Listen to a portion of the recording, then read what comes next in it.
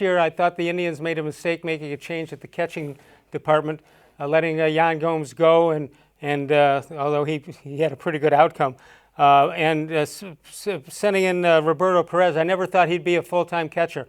Before, and obviously he is. What did you think of him before they made that choice?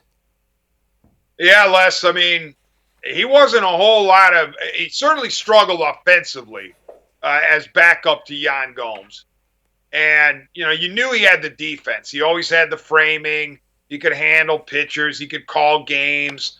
But the offense left a lot to be desired.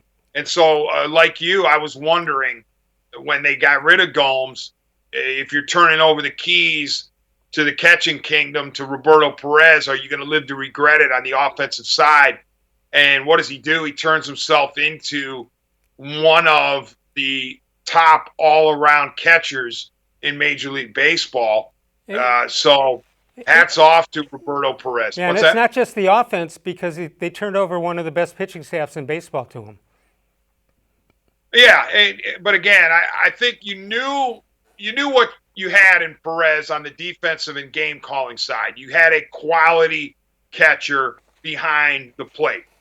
It was what kind of catcher were you going to get on the side of the plate, meaning in the batter's box, and he turned out to be a pleasant surprise, to say the least. Maybe the Indians said, hey, we knew this was coming. We knew he had power, and we knew he could be productive, but I like the fact that he was lurking in the bottom of the order, and he was stinging a lot of teams who were just trying to, throw get-me-over fastballs against him, and he was popping them over the fence. Yeah, they were expecting double plays to come out of that bat. Buster Olney of ESPN talked about the top catchers in baseball. I think you're going to be surprised at this. JT Realmuto of the Phillies, Yasmani Grandal of the White Sox, will see a lot of him, and there's Roberto Perez, number 3 as far as Olney is concerned. Christian Vasquez, followed by Gary Sanchez. That's a pretty good company to be in. Olney continued on. He talked about Perez. Indians manager Terry Francona believes that Perez blossomed in 2019 because he got a chance to be the everyday guy after years of playing behind Yan Gomes or splitting time. He was adamant that he was ready to play, according to Francona. I don't think anybody knew that he would hit, and we were worried about it because he's so good. We were not worried about it because he's so good behind the plate. He put together a really solid year offensively. So here's the comparison when he started from 14 to 18, and then what he did last year. 295 games during that time, 119 for that one solid year, 168 hits in all those years, 93 last year, averaged 205, but pumped it up to 239 last year. He hit 24 home runs.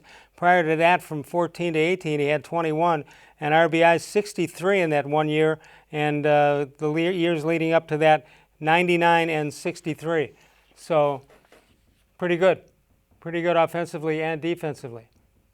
Yeah, no doubt, Les. And when you have somebody of Perez's ability behind the plate, you think you can carry his bat. If it's not, if he's not productive, you figure you can carry it.